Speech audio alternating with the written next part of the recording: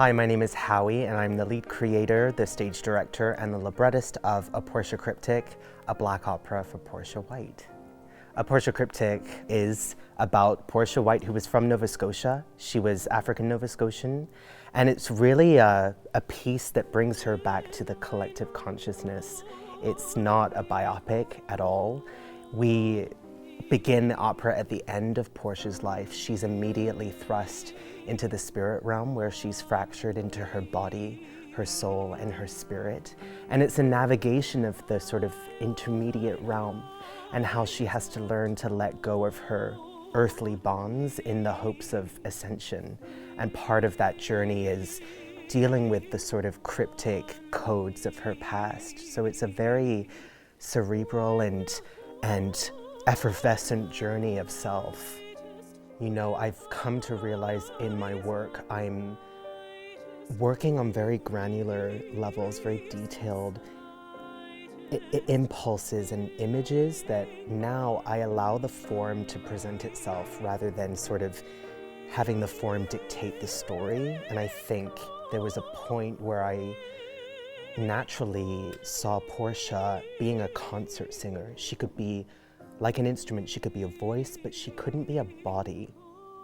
So she was denied her fullest expression, and it felt really, what a poetic justice to share her story in the art form that rejected her in her lifetime. And to be on the stage, to be on the largest opera stage in Canada, to share this is, talk about justice. The sound world of it it's pretty diverse. It reflects, you know, really this kind of wide range of what you would hear, honestly, if you listen to black music.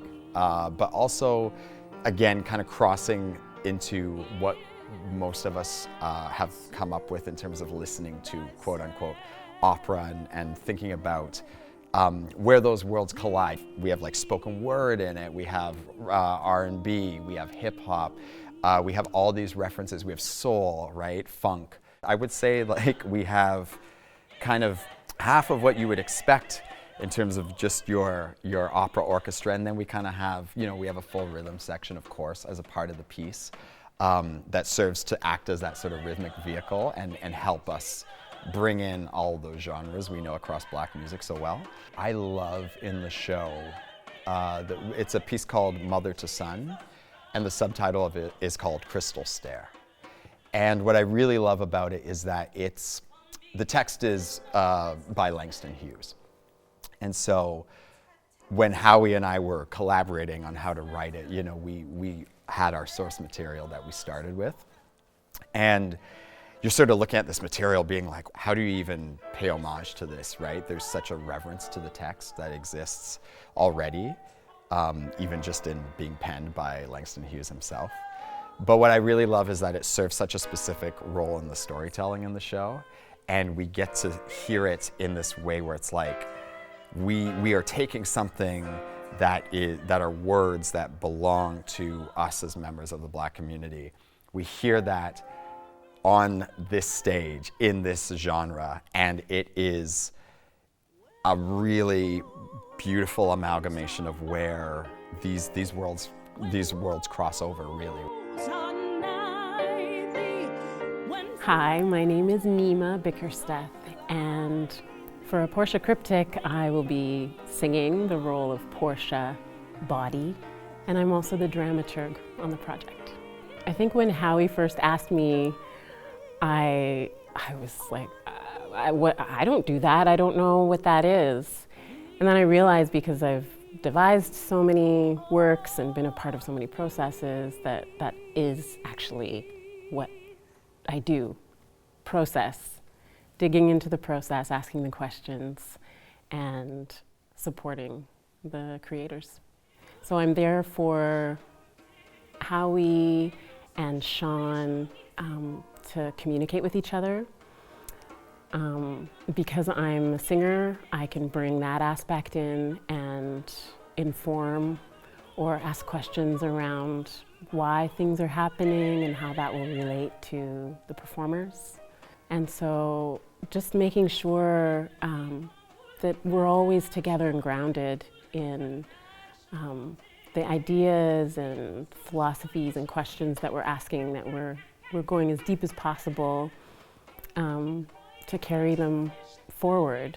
Well, the first time everyone was in the room with the whole orchestra and all the singers and Sean conducting us was, I was pretty scared because it was a question mark. We'd never heard it before. We'd been working together over Zoom for the most part for years. And now is our first time to hear it. So it was super exciting and a little bit nerve-wracking. And then it turned out beautiful. Super fun and beautiful. I think part of the design inspiration is not only Portia's Afro-Canadian Scotian roots, but also the idea of how do we create the spirit realm on stage, this intermediate realm that all of us will go to. The Bardo is where the opera takes place. It's a very reflective space. It's a very black space. And inside of that, we've got projections that sort of move us through the people, the persons, the places in her past. The projections act like fragments of memory, really. And it allows Portia to reflect on moments from her past. And part of that is also taking, modern elements from costumes, but also having moments that are very of the period. Portia, her life, 1911 to 1968. Those were the years that she lived in. So we want to be very true to a period, but there are moments where we are anachronistic and we see modern elements and we see Portia with braids and African textiles. So it's a truly magical space that we get to create on stage where we see period and a little extra. The beauty of this version of her story is that it's an artistic version. It's not a biopic. We get to just sort of pick up moments of her life and then expand upon it artistically with our own lives and our own experiences and our own creativity. As a Black classical singer, Canadian, I didn't have very many role models for those categories.